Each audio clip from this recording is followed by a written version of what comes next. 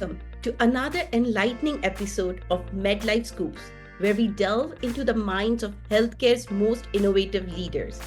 I'm your host, Dr. Priyanka Mathur, and today we are honored to have a visionary who's redefining the financial and healthcare ecosystems through digital evolution. Dr. Sindhu Bhaskar, Chairman and CEO of EST Global. Dr. Sindhu, a Forbes Council member, a new age technology evangelist, is not just transforming banking, but is also on a mission to impact rural and farming sectors globally, starting in India. His philosophy? Making banking as intuitive as unlocking your phone. Let's unravel the journey of this financial and tech maestro and learn how his innovations are shaping socio-economic development.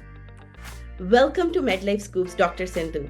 As a pioneer partner in MediPocket Cross-Border Care Initiative with EST Global, your dedication to revolutionizing healthcare access worldwide is nothing short of remarkable.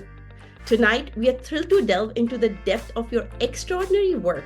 You're not just a leader, you're a visionary reshaping the healthcare landscape with innovations at its core. Your story is one of transformation and inspiration, and we are eager to share it with our listeners. Thank you for gracing us with your presence on MedLife Scoops. Welcome, Dr. Sindhu. Thank you, Dr. Priyanka Mathur. And it has been a very, very big privilege for me to be here and to be invited by you in your podcast and share my vision and views about how I see the world and how I am trying to develop it. So, once again, thank you very much. Let's as we begin to unravel the tapestry of your remarkable journey, we are curious about the layers beneath the surface. Could you share with us three surprising or lesser known aspects of your life and career? It's the peeling of the onion type of situation for me. I have to make myself very, very explicit. So let me first tell you about it that I will start from my childhood days because those are very formative and very remarkable days for any human being. Whatever ideas and like training you get in the initial stages, that really forms your personality and your journey in later days. So my first gratitude will be towards my father, whose contribution is immense in developing such a cosmopolitan vision in my personality and creating what I am today. So I remember that very few parents will go to that extent to utilize all their time for their children. And my father was one such person, and he used to get up at 5 in the morning and wake us up. I have a younger brother also, so both of us used to get up, and we started our days with 10 minutes study of each of different books and I should say religious scriptures, and also Gita, Mahabharata, Ramayana, Red Book, Quran, everything, Bible. So what happened that we had a very, very matured and cosmopolitan outlook right from the beginning. And that is why one of the other aspects of my personality was that right from third standard itself, I started writing poems because all those ideas and visions, they really triggered your brain and triggered your imaginations. So I thought I was in a different world altogether. So that was the first and I think the most everlasting impression, which is continuing till date. And I have never been able to get out of that, I should say, impress of mind that he created for us. Then the second is the my research, which was in the systemic theory, and wherein I had discussed the concept of interoperability of systems like cultural system, political, social, economic system. So whatever we talk of now, interoperability. So I had created my thesis and research on all those things. And it was virtually a sociological interpretation of economic history. So all those concept of merging together different facets of knowledge and different streams of knowledge was ingrained in me. So that again created what I am today. and what I'm trying to do today. The third was as my earlier experience as a banker in one of the rural areas in India. And that is again an everlasting experience how a bank and a banker, if he or she wants, they can change the whole contour of the place. So during my stay at that village, I tried to do my best, and I it was a landlocked area, so there was nothing much I could do. But I created what you call it, dairy street, dairy road for that area, connected it with insurance. Then I created little bit of industrialization, like there was a machine which could need rice, which could generate electricity, which could also act as a freezer, which could also act as what do you call uh, oil extractor, things like that. So multi-purpose machine. So that was the first industrialization of that village. And with the dairy road that I had created, it was virtually the white revolution for that area. And for the first time, insurance was connected so that even if uh, any cattle dies, the villagers don't have to face the onus of that loan burden. And that resulted in, and I then connected them to one of the dairies in that area. So what happened? They had regular stream of income and all money coming to the bank. So the recovery of their loan was 99.5%, and everything was good. And still, till date, those people remember me. And if I happen to be in that area, they come and meet me. So that is how you feel that if you do one good thing and if you can change lives of people, people will never forget you. So that is again very, very uh, I should say, important idea in my brain, and that is why I keep try to work in that format because you keep creating formats of your work when you are trying to do something. So these are the different layers and the different format which they have included in my working journey. And the last was a very recent one when 2008, when banks were collapsing and all, and everyone was saying that banks are going to die and everything is finished. So, but I always felt bank is not bad, bankers are bad.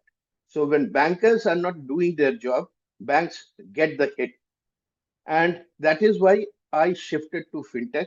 That, okay, let me try to do my side of the story and try to create something which can change the concept because bank is there for ages. You can shape the bank in a new format. You can give a new dimension to the bank. You can break the activities of the bank. But bank as a term, as a connotation of meaning will remain the same. And that helps us. But provided you have the will and inclination to help others, then only the bank as an institution can help. So all these together formulated my idea and my personality, and whatever you see, whatever I'm talking, it is all because of that. Actually, I think, the one thing that you pointed, when you do a act of kindness, in the form of a work or in form of anything, it people remember because the impact that is made in their lives, like, people remember. So you visiting that rural area in India and people still remembering after decades, like, of years, Exactly. it's that's the power when when your work is impactful. It's changing people's life in one way or the other. And you're surely doing that till now with your various initiatives. Best part was when they were making ice and all that. So I told them that, okay, make ice cream and sell it in all that rural area. So every day they used to come to my office and give me one ice cream, and I used to give them 1 rupee. So that's why I became fond of ice cream also. So you not only gave them the business idea, but you also became their first customers. More step back to the beginning of your remarkable journey. Now, moving from India to the global stage, you have carved a unique path in health and fintech. Could you share key moments that shaped this journey, and how did you overcome the challenges of adapting, new culture and building network as an immigrant from India? Let me give you a very uh, humorous answer for this. Even when I was working in the rural area, I was an immigrant because every day I used to drive from my city home to that rural area to attend the office, and then I used to drive back. So immigration was part of my journey and formative career. So traveling was always there. Uh, so I did not feel that problem in adapting to all those rigors of rural areas or even communicating with people. Because when you are hesitant and when you are very, I should say, very, very rigorous about your personality and your superior status, then you have created a block and a roadblock wherein other people cannot enter that. But when you are open to ideas, to people, then everyone can come in and you can very easily get assimilated in that group. So that was my situation. I used to get accepted and I used to accept everyone very quickly. So, but let me again point to one thing. When I started this fintech in 2018, basically 2017, second half, and that was the time when I registered my gold-backed coin on Ethereum as stable coin. Of course, I did not further develop it, but now you can see what is the situation of stable coin. And I repent that had I developed at that time, I would have been at some different level in even in crypto world. But anyway, so what was my strategy first? That I knew that if I have to create any business, I have to have more customers. I have to have expansive area so that I can have the increase in the number of customer base. So my first effort was to create that network, and I was the sole brand ambassador for my uh, uh, platform EST. So I first created the ecosystem. And in every country, like 20, 24 countries, I had my ecosystem, my people who were listening to my views, who were trying to accept, and they did accept all my views. And a very fertile ground was created like that. So that whatever ideas I was creating and giving to people, it could germinate there. Now, when that was done, then I started building my platform. I knew that, okay, whatever I'm trying to do, it is going to succeed because I already have people ready to adopt that. So there was no hit and miss situation there. When I created the platform, it was immediately accepted. And that is the reason everyone will be surprised to know that I don't have any customer acquisition cost. And that is why all the ventures that I'm running, they are running in blue. There is no red figure. Because you have to mold all your activities in that manner. What happens if you have created a thing and then start publicizing and advertising? Of course, the other party will ask for charges and you have to pay all their advertisement charges. But here there was no need of that because there was already that entire group and team in different countries which was ready to promote it, and they were promoting it as part of the whole agenda because they were part of the whole thing. Again, it was the networking. That in networking also it was combined ownership. So whosoever was working there with me, they also became part of the business. So that's why their stake was created. And when you have your stake in the business, you will always try to be very serious about it. So that's how I created my whole platform and I'm running it.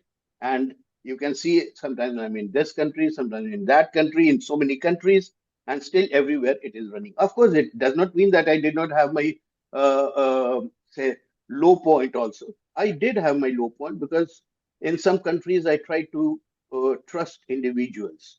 But every time it is not like that. You should not trust individuals every time in business.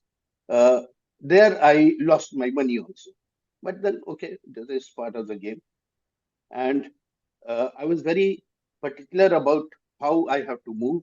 So as because I was basically a banker, so I started with banking.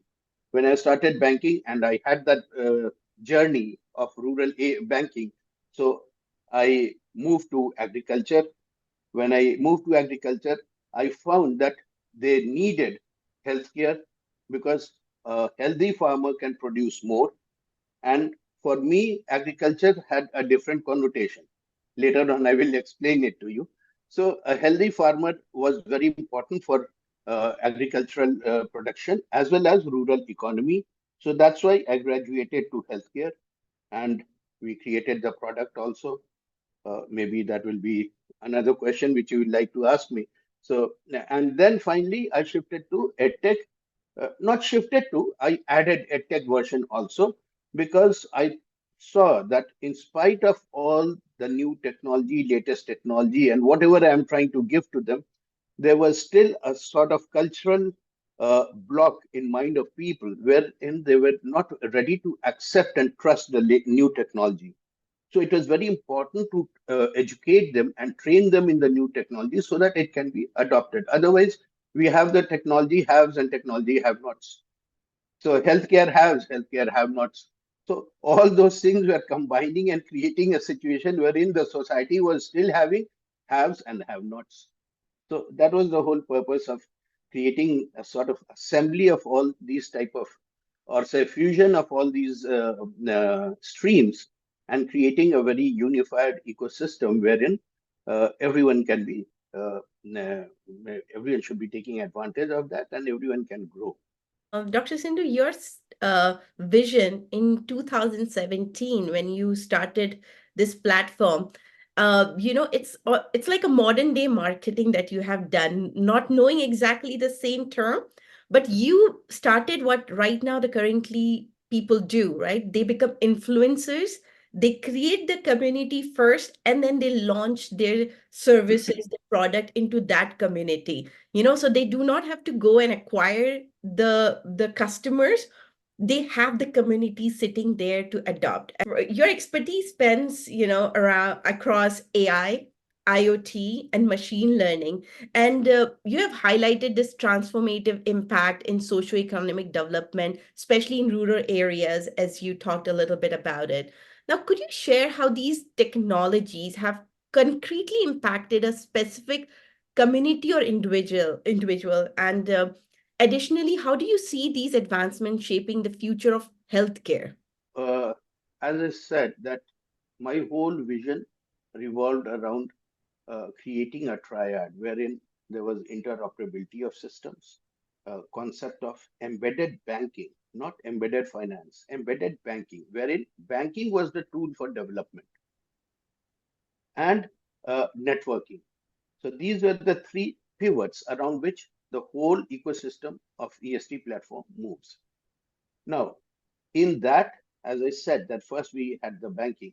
So we have one branch which is already working for the last 2.5 years, and it is catering to migrant communities. Now, at this juncture, in 2.5 years, we have nearly 8.5 million customer base. And again, not much advertisement, nothing as such, because whatever resource is there, we are just trying to expand the business, not wasting that money for advertisement and publicity. This is the basic problem of every startup. What happens? Okay, we are in our gross, there is gross profit, but net profit is again in there is net loss because a big chunk of money goes towards advertisement and publicity. And they say that, okay, it is adding value to the customer cost. So, okay, now it is, we have to give $50 and $40, things like that. But what we thought that if we can use that money to provide a sort of incentive to our customers, then by word of mouth, we can expand the number of our members. And that is exactly what happened. So since it was catering to migrant communities, we were giving them like bicycles and things like that to family members, kids of the family. And that created a very good impact. And the word uh, like spread everywhere. And we have now 7, 8 offices, and it is a phygital model. So we always had an office also. It is not purely digital, because in digital you can see one, two, three, four options will keep on coming, and you will keep on being on phone, but there's no solution. So we wanted to have one small office for these rural people, so that they can have their solution if there is any issue. So again, that is technology. Now we are launching another neobank, which is catering to this MSMEs, farmers, students, and women. That is again, in that, for the first time in neobank, we are having so many activities and facilities that no neobank is having that. Even so many banks are not having that. I will not like to disclose it right now. Some of those activities which we are going to provide there, because we are about to launch it. So let it be a surprise for everyone. Then after banking, I think the most important segment of my platform is agrex and healthcare. In agrex, the whole concept of agriculture for me is not what farmers are producing or how they are producing. It is how the produce has to create an independent rural economy, so that it is not an appendage of the industrial urban economy. So that is the whole effort of EST platform in EST Agrex. And the whole segment of Agrex is divided into three sections. Like if you go through the application, which is already on Google Store, and it should be soon on iOS also. And we have signed the agreement with government of Pakistan, there's provincial government of Chile, in Kenya. We are launching all that. A pilot project is going in India. So what is happening in all this, that one segment is farmer as producer of crop. The second segment is farmer as seller of crop. And the third segment is farmer as creator of wealth. So I'm tying up all the ends, so that agriculture is not only production of crop. So it is all inclusive activity. And that is why, again, a good ecosystem of agriculture. So agriculture ecosystem will combine with banking ecosystem, healthcare ecosystem, edtech ecosystem. So all the systems are getting integrated, and they create a giant ecosystem. As a producer of crop, you have whole lot of technology that we have added there, like based on AI, IoT devices. So you have scan the crop, scan soil, scan for plant health. Then we have smart irrigation system, drone facilities. Then we have carbon offsets and carbon credits. I'm also CEO of Nash FinTech X in Luxembourg. So we are working with carbon offsets and carbon credits. So it has a complete suite of like C Net Zero carbon offset platform, C Track X, which is the carbon footprint calculator, and Decarbon-X, which is the blockchain-based carbon credit market. So the whole ambit of carbon credit offset is also, we are including it there, because we cannot parachute all these topics and concepts from top to these farmers. If they are ingrained from the very beginning, it will take its roots, and farmers will be able to apply to it in day-to-day farming system. So that is the whole concept. Then farmer as seller of crop, in that we have created four types of market, like rural market, district market, national market, international market, then supply chain management system based on blockchain. And then we are also working on a rural metaverse, wherein buyer and seller can connect with each other on metaverse. And there will be geotagging of the actual field or the actual crop, so that no overseas buyer can get cheated. So all those concepts are there, and we are working on that. And the third is farmer that's creator of wealth. So the basic point is that with all these technology, there has to be more savings and profitability for farmers. So how that profit and money can be rotated, because idle money is not good. So for that, I have created the concept of rural exchange system. Like you have urban stock exchange. So it is like a rural stock exchange, wherein uh, commodity exchange is connected, and different government schemes are available wherein farmers can put in money, and we can create an independent rural economy contributing to national economy. So national economy will have two contributors: urban economy as well as rural economy. Right now we have just urban economy contributing. Rural economy is not contributing. So when rural economy starts contributing, your national income goes up. There will be less of your deficit financing and budgeting and all that. So all these concepts are created there, and that's how EST Agrex move. So when this expansive Agrex movement was created with regenerative and sustainable farming, herbal agriculture, and all those stuff, then I realized that unhealthy farmer or a sick farmer cannot contribute to all this. So they have to be healthy and robust. And then so many farmers were committing suicide because of loan issues and things like that. So many types of things had to be tackled. And that is exactly what I tried to do in my healthcare. We have created a health kiosk, which is called Raha ERC 100, and as a matter of fact, we are also connected to MediPocket Cross-Border Solutions, your platform. So what we are trying to do here, it has all the facilities, consultation with the doctor. So virtual doctors are available all the time. In rural areas, doctors are not available, so this is a benefit. Then in rural areas, again, there are not availability of health check or say medical test. So this issue is sorted out by having some medical test facility in that kiosk itself. So blood tests can be done, ultrasound is there, fundus test is there, ECG is there, X-ray is there. So you can do from that kiosk itself. Now, if you have done that, you are getting all the records within 15-20 minutes, and it goes to the doctor. The doctor can prescribe the medication, and it has the automatic pill dispenser system, which is expandable from 30 medicine to 3000 medicine.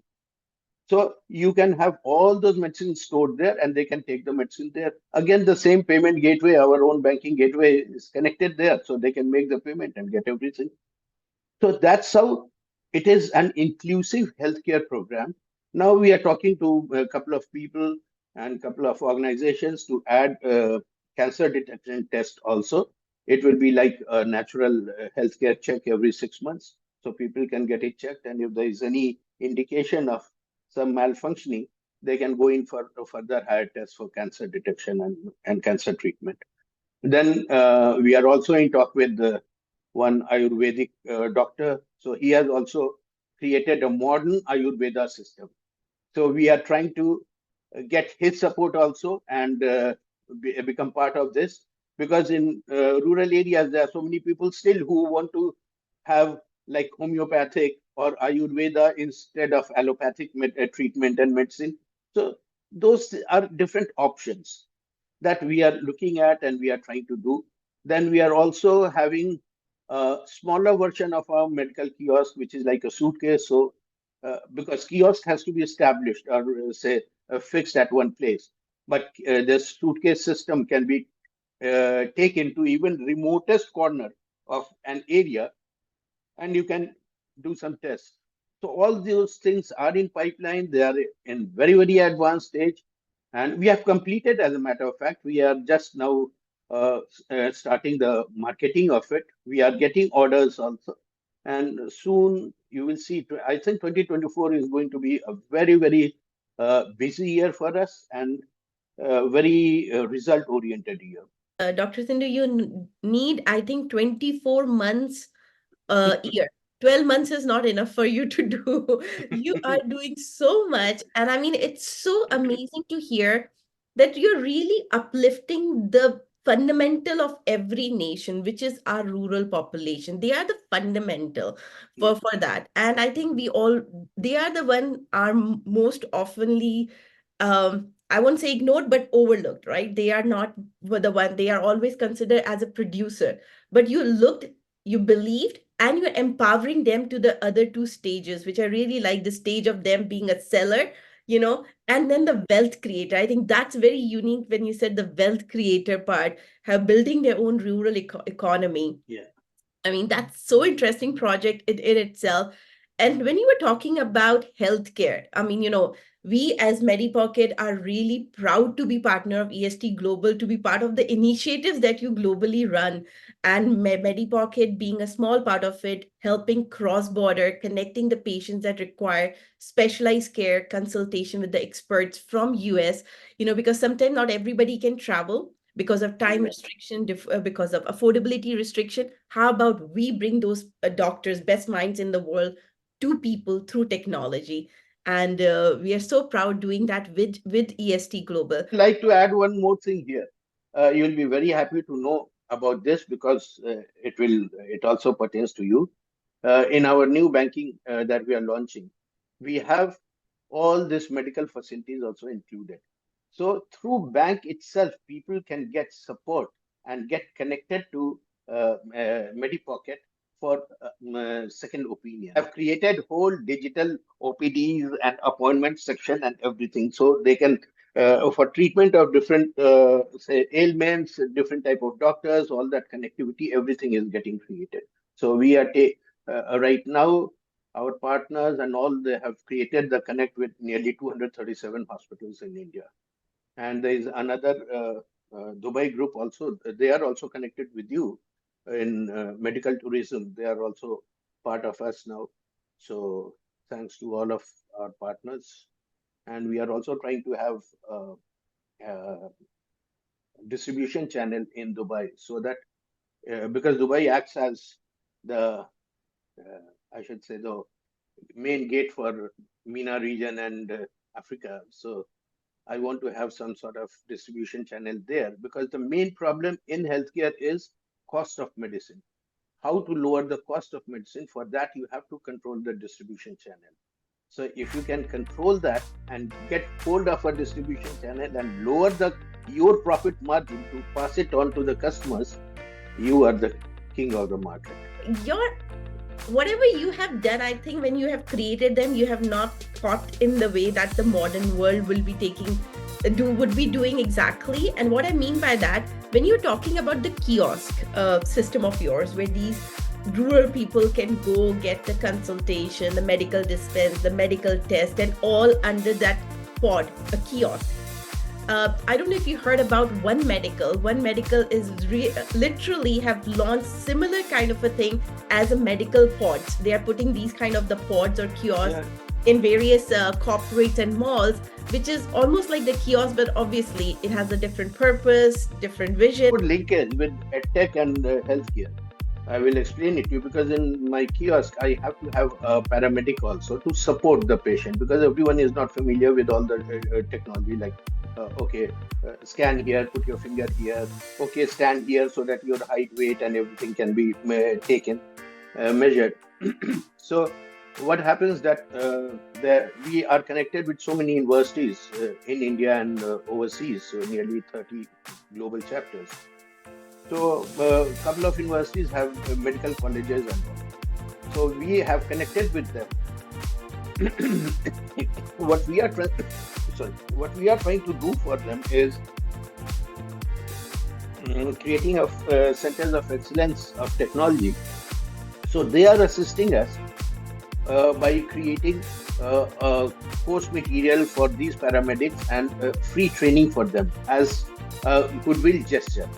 So what happens, and I am also talking to them that their final year students can be part of this kiosk. So all the time, as they are working in hospital as interns, they can also work here and we can provide round the clock services to people. So these are the things how I'm trying to connect with different. So that's how different genres of my platform are interconnected and they are providing one or the other services to the other block. You're literally bringing it in one ecosystem. You're creating a micro ecosystem, I would call it, which is like, you're covering every aspect of the need when it comes to the existence. You need medicine, you need education, you need Yeah, money, I mean, money in the way of either producing it yeah. through your skills, and then managing it, which is through the banking. So I think you're really that micro ecosystem for existence, especially from a rural level. I just want you're running the global initiatives and you have partners in 24 countries, as you mentioned. Now, this must have come with unique challenges and learnings. Could you share an untold story or a critical lesson learned from these international collaborations that you do? First of all, let me tell you, there are two types of people. One who are genuinely interested in social development and doing all these works, impact works. There are some people who, as a matter of fashion, try to do it just to project themselves that they are into great work. So, what happens in both cases, you have the adaptability of each other because no one is going to contradict you. Otherwise, their status will be lower. What will people think if they start denying this? So that's why I did not get much of opposition from any side or any sort of problem. The only problem that I feel at times, and the pinch is there, that I never expected that all my verticals will expand so fast and in so many countries. So that becomes, and as I said, that I'm bootstrapped and I don't want to go to any VCs and funders because the moment I go, their first question is, what is the return on our capital? When can I exit? Now, in impact, you cannot exit. When people ask me, when are you going to exit? I said, I have never thought of it. And how can I, if I have to create impact, how can I think? I told them that, see, if I had to do that, I would have I had created it. I would have sold it to you and got out of it. But I'm persisting with it and I'm moving with it. So I never thought of it that when I'm going to exit, maybe if I die tomorrow, that's the final exit for me. That's another thing. But uh, in those terms, so that is why what I feel that I did not get much serious opposition from anyone, and there was no contradiction as such. But yes, the my internal contradiction was fast growth, the resultant shortage of capital. So I'm just trying to raise my own capital through my own sources and through my own collateral so that we can uh, make it run in a very effective manner. Second was that in some countries, I tried to believe in some individuals who were linked to like organizations like Chamber of Commerce and things like that. And even those guys duped me. So that was a very, I should say, setback for me, big setback, because I lost money also. And with that, all my ambition and my aim to work in that country also fizzled down. So that was upset. But on the other side, I will give you the example of Philippines. So their Starlinks is providing has agreement with government of Philippines, and government of Philippines is allocating different areas for this connectivity of internet.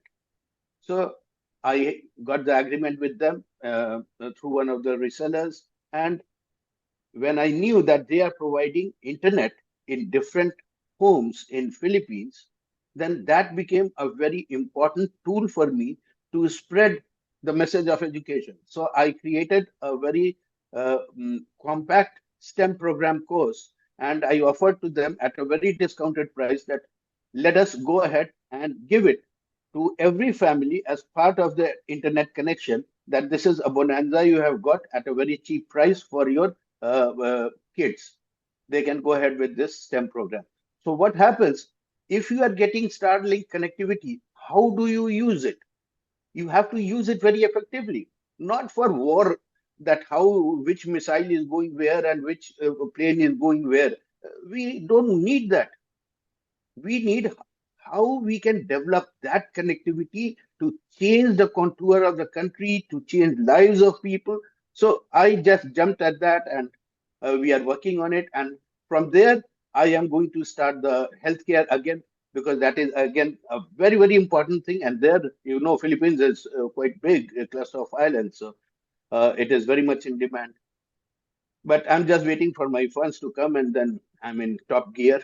And I think 2024 will be a really full-fledged blossoming of all my ideas and all my effort. I really wish. I mean, and I think all who will be learning and hearing about this missions of your, everybody would be hooting for you. Now, I want to change a little bit gears here, and not many know that you are a poet and author. I know you touched a little bit about your poet thing in the starting, but you are a very full-fledged poet and author. How do you think your artistic pursuits have influenced your approach to technology and leadership? And do you find any parallels between poetry and the world of fintech and healthcare innovation? Fantastic question.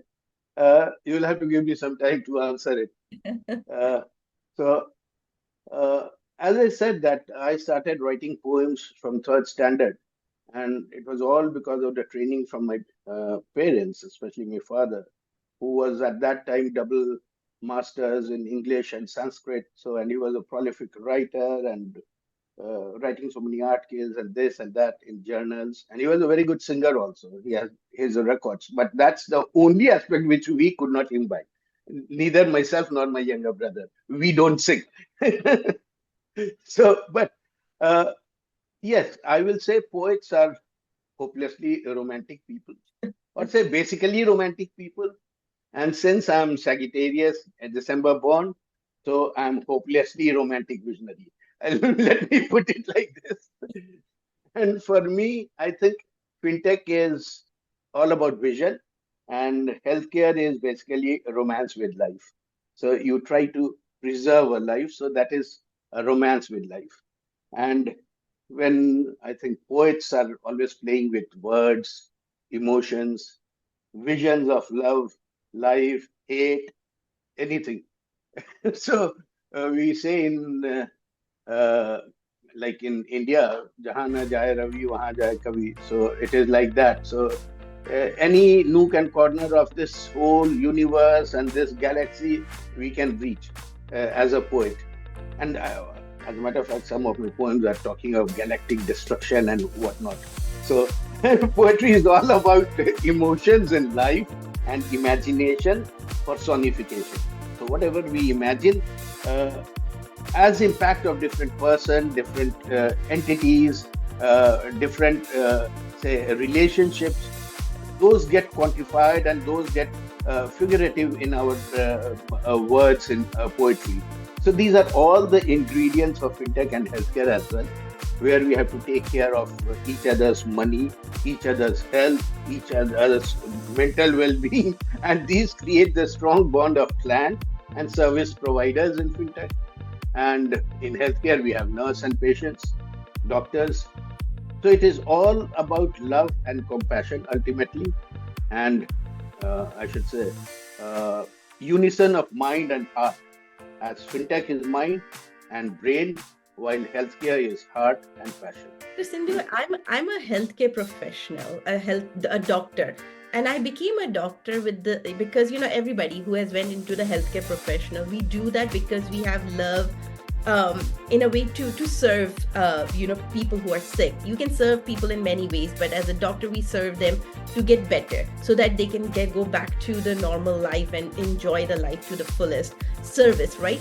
But I always looked healthcare as a service, you know and you have given a very new perspective. Healthcare, romance of life, which is so true. It comes from the heart, from the passion, and that is really the romance of life that we are doing. Well, for you, life is precious. So when you are treating patients, their life is precious. So you understand the meaning of that precious, that concept of precious life. So that's why uh, that is the real connect. I will say. As we approach to the end of this podcast, which, as I said, we can take it for 2 days because there's so much to learn from you. No, we don't need to take it for 2 days. Everyone will get bored. I don't see them getting bored because there's so much learning, but we respect your time and we know a lot of people, a lot of projects needs your attention. As we approach to the end of this podcast, which, as I said, we can take it for 2 days because there's so much to learn from you. No, we don't need to take it for 2 days. Everyone will get bored. I don't see them getting bored because there's so much learning, but we respect your time and we know a lot of people, a lot of projects needs your attention.